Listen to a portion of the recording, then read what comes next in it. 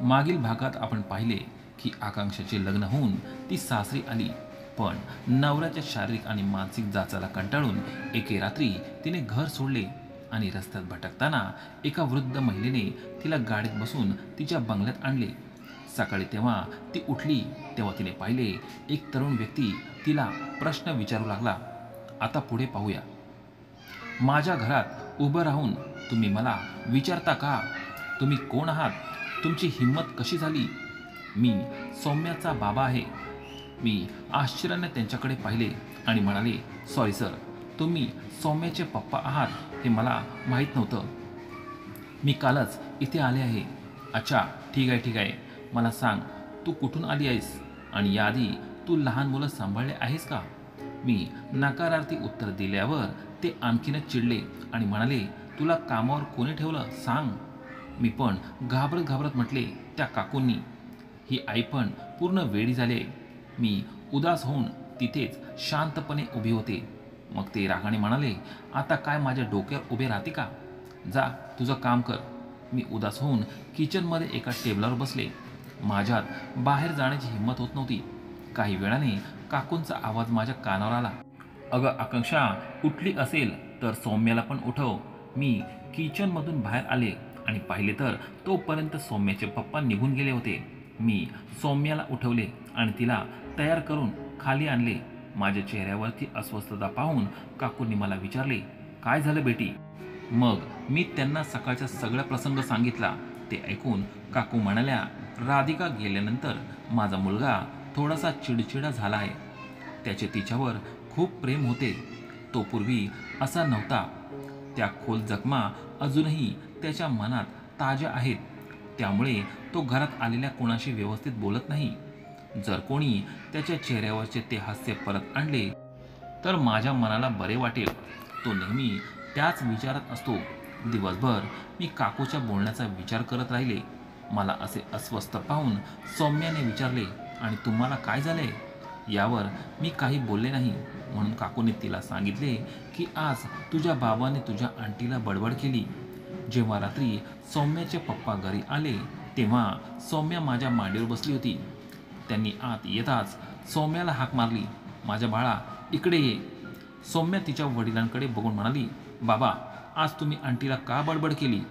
मी तिला समजावले, बेटा हे तुझे पप्पा आहेत आणि आपल्या वडिलांशी असे कधी बोलायचे नसते. चल सॉरी म्हण. आणि सौम्या तिच्या बाबांना सॉरी म्हणाली.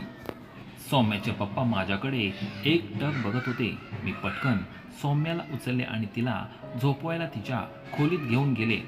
सौम्याला झोपून मी खाली आले तेव्हा त्या सोफ्यावर बसून आकाश सर माझ्याकडे एकटक बघत बसले होते. मी त्यांची नजर टाळत निघून जाऊ लागले. मग त्यांनी मला हाक मारली आणि म्हणाले, आज तुला माझ्या मुलीला माझ्यापासून वेगळे करायचे आहे का? तुझ्यासारख्या मुलींना मी चांगलंच ओळखतो. तू लहान मुलांचे अपहरण करणाऱ्या टोळीतली आहेस. थांब, मी आत्ताच पोलिसांना कॉल करतो, नाहीतर आत्ताच्या आत्ता तू या घरातून निघून जा. हे ऐकून मी रडायला लागले. वारे नशीब, आधी वांजपण, मग घटस्फोट आणि आता मुलं पळून नेणारी. अजून किती कलंक उरलेत माझ्या आयुष्यात ते माहीत नाही. मी कसे तरी माझ्या डोळ्यातले अश्रू लपवले आणि म्हणाले, सर तुम्ही पोलिसांना बोलू नका. मी स्वतः घर सोडेन असे म्हणत मी तिथून घराबाहेर पडले. या 8 वर्षात माझ्या नशिबात 2 दिवसांचे सुख मिळाले होते. सर्व पुरुष सारखेच निर्दय आणि क्रूर आहेत. त्यांना कोणत्याही स्त्रीच्या भावनांची पर्वा नसते. मी याच विचारात जात असताना माझ्यासमोर 2 तोंडात रुमाल बांधलेली माणसे एका मुलाला मारत होते आणि त्याच्या हातातील बॅग ते हिसकावून घेत होते. तो मुलगा त्यांच्याशी भांडत होता. अचानक एका माणसाने खिशातील चाकू काढला आणि त्या मुलाच्या पोटावर वार केला आणि त्याच्या हातातून ती बॅग घेऊन पळून गेले. तो मुलगा जागीच खाली पडला होता. मी लगेच पळत जाऊन त्याला उचलले आणि आजूबाजूला पाहिले तर कोणीच नव्हते. रात्रीचे 10 वाजले होते आणि रस्ता देखील रिकामा होता. पण काहीतरी करायला हवं असा विचार करून मी त्या मुलाला उठण्यास मदत करत होते. तेवढ्यात तेथून 2 माणसे जात होती म्हणून मी त्यांना या मुलाला दवाखान्यात नेण्यासाठी मदत मागितली. त्या दोघांनी मला त्या मुलाला समोरच्या हॉस्पिटलमध्ये घेऊन जायला मदत केली आणि ते तेथून निघून गेले. त्यानंतर डॉक्टरांनी ट्रीटमेंट सुरू केली आणि त्यांनी मला विचारले, हा मुलगा तुमचा कोण आहे? तर काय सांगावे, हा कोण आहे, काय बोलावं तेच समजत नव्हतं. मी पण स्पष्ट सांगितलं की हा मुलगा मला रस्त्यात बेशुद्ध अवस्थेत आढळला, तेव्हा मी त्याला इथे घेऊन आले. डॉक्टरांनी त्याच्यावर उपचार सुरू केले. काही वेळाने तो मुलगा शुद्धीवर आला, तेव्हा त्याने सांगितलेल्या नंबरवर फोन करून त्याच्या कुटुंबियांना तिथे बोलवण्यात आले. पहाटे 4 वाजता कोणीतरी डॉक्टर डॉक्टर इथे कोणी आहे का असे ओरडत होते. आवाज त्या हॉस्पिटलच्या आत घुमत होता. डॉक्टरांनी तो आवाज ऐकून त्या आवाजाच्या दिशेने गेले. अरे आकाश सर, तुम्ही इथे? डॉक्टर, माझा भाऊ कुठे आहे आणि त्याला काय झालंय? त्या व्यक्तीच्या आवाजात काळजी होती. मला समजले की तो या मुलाचा भाऊ आहे. डॉक्टरने सांगितले की आता तुमचा भाऊ ठीक आहे आणि तो त्या खोलीत आहे. लगेच खोलीचा दरवाजा उघडून ती व्यक्ती आत आल्याने मी पाहिलं. तुला काय झालं आणि हे सगळं कोणी केलं? बोलता बोलता त्याने माझ्याकडे पाहिले, तेव्हा माझा श्वास थांबला. मला आता त्या खोलीतून बाहेर पडावेसे वाटत होते.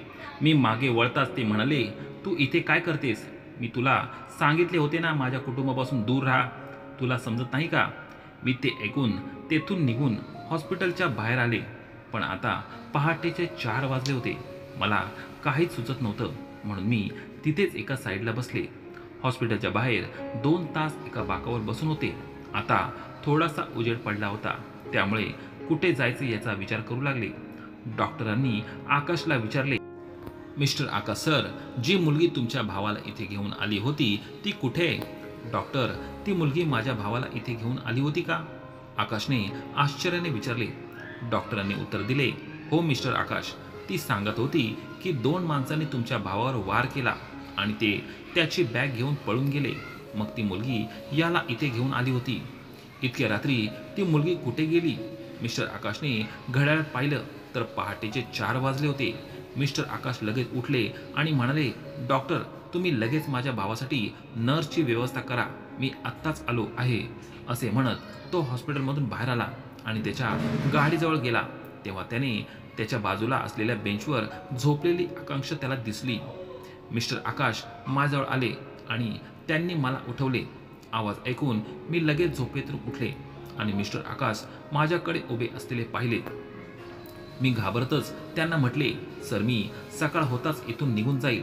अंधार असल्यामुळे यावेळी कुठे जायचे याची थोडी भीती वाटत होती. आकाश मला म्हणाले, जे काही झाले त्याबद्दल मला माफ कर. मी रागाने खूप बोललो. तुम्ही माझ्या भावाचा जीव वाचून माझ्यावर खूप मोठे उपकार केले आहेत. सांगा, किती पैसे हवेत तुम्हाला? सर, मी तुमच्यावर कोणतेही उपकार केलेले नाहीत, पैशासाठीही केलेले नाहीत. आणि हो, तुमच्या भावाच्या जागी दुसरे कोणीही असते तरी मी तेच केले असते जे मी आता केले आहे. आणि मी काही मूल चोरून नेणारे नाही. मी माझ्या मजबुरीने तुमच्या घरात आले होते. माझे शिक्षणही MBA झाले आहे. मी चांगल्या ठिकाणी नोकरीही करू शकते, पण मी माझ्या मजबुरीने तुमच्या घरात काम करत होते. मिस्टर आकाशला त्यालाच लाज वाटत होती. त्यांनी पुन्हा माफी मागितली आणि म्हणाला, मला पटकन राग येतो, प्लीज मला माफ करा आणि प्लीज आईला सांगू नका जे काही झालं ते. मी पण सांगितले की मी सांगणार नाही. सकाळी 6 वाजले होते म्हणून मी त्यांना सांगितले, आता तुम्ही घरी जा, मी इथे तुमच्या भावाजवळ थांबते. नक्की तुम्ही इथे त्याची काळजी घ्याल ना? त्याने एक प्रकारे प्रश्न विचारला. मी म्हटले, हो, मी इथेच आहे, तुम्ही जा, नाहीतर आई काळजी करेल. मिस्टर आकाश तेथून निघून गेले आणि मी आता त्यांच्या भावाजवळ येऊन बसले. सकाळी 10 वाजता आकाश आणि त्याची आई वरुणला पाहण्यासाठी हॉस्पिटलमध्ये आले. त्यानंतर आकाश आणि मी तिथून बाहेर आलो. आम्ही बाहेर येताच आकाशने पहिल्यांदा माझे नाव घेत आकांक्षाजी म्हणत खूप प्रेमाने हाक मारली. मी त्यांच्याकडे आश्चर्याने पाहिले आणि म्हणाले, सर, मला तुमच्याबद्दल काहीच माहिती नव्हते. अगदी काल सकाळीच काकूंनी मला तुमच्याबद्दल सर्व काही सांगितले. तेव्हा आकाश म्हणाले, मी तुमच्यावर ओरडलो, प्लीज मला माफ करा. यावर मी त्यांना म्हटले, मला याची सवय आहे, मला अशा गोष्टी दररोज ऐकायला मिळतात. हे माझ्यासाठी काही नवीन नाही. मला फक्त पोलिसांची भीती वाटत होती, कारण माझ्यावर आधीच 3 कलंक लावले गेले होते. वांज, घटस्फोटित, मूल पळवणारी. या कलंकानंतर मला तुरुंगात गेल्याचाही कलंक लागला असता. मिस्टर आकाशला त्यांची चूक लक्षात आली. ते म्हणाले, बरं मला सांगा, आता तुम्हाला मला कोणती शिक्षा द्यायला आवडेल? मी हे शब्द पहिल्यांदाच ऐकत होते की एक पुरुष माझ्यासमोर आपली चूक मान्य करत आहे आणि शिक्षा मागत आहे. मी म्हणाले, असं नाही, मी कोणाला शिक्षा देणार नाही. तसेही सगळे पुरुष सारखेच असतात. आज तुम्ही असे म्हणत आहात, पण उद्या मला दुप्पट वेदना जाणवतील. आकांक्षाजी, आता तुम्ही कहरच केलाय. मी वाईट नाही. राधिका गेल्यानंतर माझ्या आयुष्यात काहीच उरले नव्हते. नाहीतर माझी अशी अवस्था झाली नसती. मी तुम्हाला वचन देतो की आजपासून मी कधीही कोणत्याही गोष्टीवरून रागावणार नाही. तुम्ही फक्त माझ्या मुलीची व्यवस्थित काळजी घ्या. मी सुद्धा म्हणाले, सौम्याची काळजी करू नका. मी तिला कधीच आईची उणीव भासून देणार नाही. तेवढ्यात आकाशची आई देखील आली आणि आकाश म्हणाला, आई मला ऑफिसला जायला उशीर होतोय, मी निघतो. थांब, हिला पण तुझ्यासोबत घरी घेऊन जा. ती रात्रभर जागी आहे. घरी गेल्यावर तिला थोडा आराम मिळेल. मी नकार दिला, पण काकूंनी जबरदस्तीने मला घरी पाठवले. मला घरी सोडल्यावर आकाश त्याच्या ऑफिसमध्ये गेले आणि मी छान झोप घेतली. संध्याकाळी मला जाग आली. मी सौम्यासोबत बसले होते. सौम्या म्हणाली, आंटी तुमचे कपडे खूप घाण झाले आहेत, जा आणि आत्ताच बदला. मी पण निरागसतेने म्हटले, पण माझ्याकडे तर कपडेच नाहीत. सौम्या उठली आणि माझ्यासोबत वरच्या मजल्यावर गेली आणि आकाश यांच्या खोलीतून तिच्या आईची साडी दिली आणि म्हणाली, जा आणि पटकन साडी नेसून तयार व्हा. मलाही माझ्या कपड्यांवर रक्ताचे डाग दिसले, म्हणून मी पटकन साडी घेतली आणि बदलून परत आले. आता तू छान दिसत आहेस आंटी, असे म्हणत सौम्या पुन्हा माझ्याकडे आली. रात्री आकाशजी घरी पोचले तेव्हा मी सौम्याला खाऊ घातले होते. आकाश येताच ते रागावले आणि म्हणाले, तू ही साडी नेसण्याची हिंमत कशी केलीस? ही साडी तुला कोणी दिली? हे बोलताच ते रागाने लाल झाले होते. सौम्या घाबरत म्हणाली, बाबा मीच ही साडी आंटीला दिली आहे. आकाशजींनी सौम्याला चापट मारली आणि मला म्हणाले, जा आत्ता ही साडी काढ आणि माझ्या खोलीत ये. मी सौम्याला गप्प केले आणि तिच्या खोलीत झोपायला सांगितले. मी ती साडी बदलली आणि आकाश यांच्या खोलीत गेले. साडी त्यांना परत दिली आणि म्हटले, तुम्ही मुलीवर हात उघडायला नको होता. तुम्ही हे खूप चुकीचं केलंय. एवढं बोलून मी तिथून माझ्या खोलीत आले. सकाळी उठल्यावर मी घड्याळात पाहिले तर 7 वाजले होते. मी पटकन उठले आणि खोलीतून बाहेर आले आणि मी स्वतःसाठी चहा बनवून पिले. त्यानंतर मी किचनमधून बाहेर आले आणि डायनिंग टेबलवर बसले होते. मी पाहिले तर आकाश माझ्यासमोर तयार होऊन उभा होता. मी विचारले, सर तुम्ही इतक्या सकाळी कुठे चालले आहात? आकाश म्हणाले की मी हॉस्पिटलला जात आहे. मी पण त्यांच्यासोबत हॉस्पिटलमध्ये गेले. आकाश सरांनी काकूंना घरी पाठवले आणि आम्ही दोघे तिथे होतो. तेव्हाच आकाश म्हणाले, काल रात्रीसाठी मला माफ करा. आकाशजी, मी तुम्हाला काही सांगू का? तुमची हरकत नाही ना?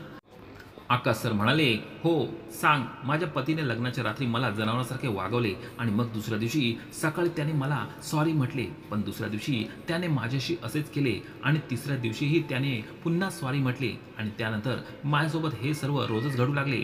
तुम्हाला माझा मुद्दा समजला असेल. यावर आकाश सरांनी मला वचन दिले. तेव्हा मी म्हटले, नुसते वचन देऊ नका, करून पण दाखवा. ते सुद्धा म्हणाले, ठीक आहे, मी स्वतःला तुम्हाला बदलून दाखवेल. मला तुमच्यातला बदल पाहून आनंद होईल आणि मी हे माझ्यासाठी करत नाही, मी हे तुमच्यासाठीच करत आहे. आकाश माझा मुद्दा समजून घेत मान खाली घालून बाहेर निघून गेले. सकाळी 10 वाजता काकू दवाखान्यात आल्या आणि आम्हाला पुन्हा घरी पाठवले. घरी पोहोचल्यावर मी सौम्याला उचलून खाली आणले आणि तिला दूध दिले. आकाशसमोर बसून नाश्ता करत होते. त्यांना सौम्याशी बोलायचे होते.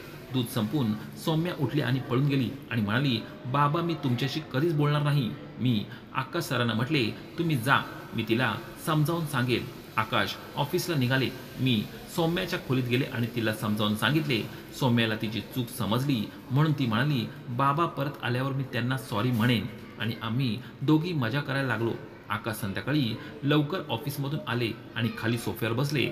कमलाताईंनी त्यांना पाणी आणून दिले आणि सौम्या माझ्यासोबत माझ्या खोलीतून बाहेर आली. मग तिच्या बाबांना पाहून ती त्यांच्याकडे गेली आणि म्हणाली, सॉरी बाबा, आता मी यापुढे कधीही चूक करणार नाही.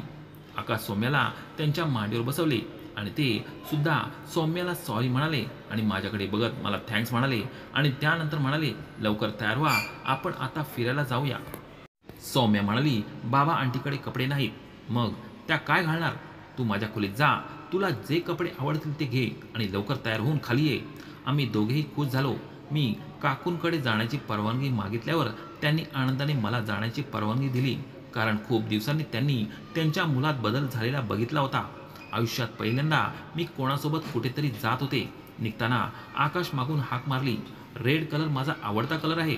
त्यावेळी मी त्यांच्या बोलण्याकडे एवढे लक्ष दिले नाही. पण जेव्हा मी त्यांच्या खोलीत गेले, तेव्हा मी पाहिले की त्यांच्या खिडक्यांचे पडदेही रेड कलरचे होते. त्यांच्या खोलीतील सोफाही फिकट रेड कलरचा होता.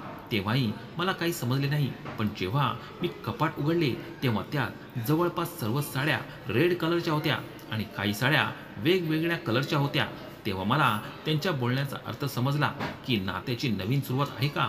माझ्या मनात अनेक प्रश्न निर्माण झाले होते. पण मी इथे दाबले आणि डार्क रेड कलरची साडी नेसून बाहेर पडले.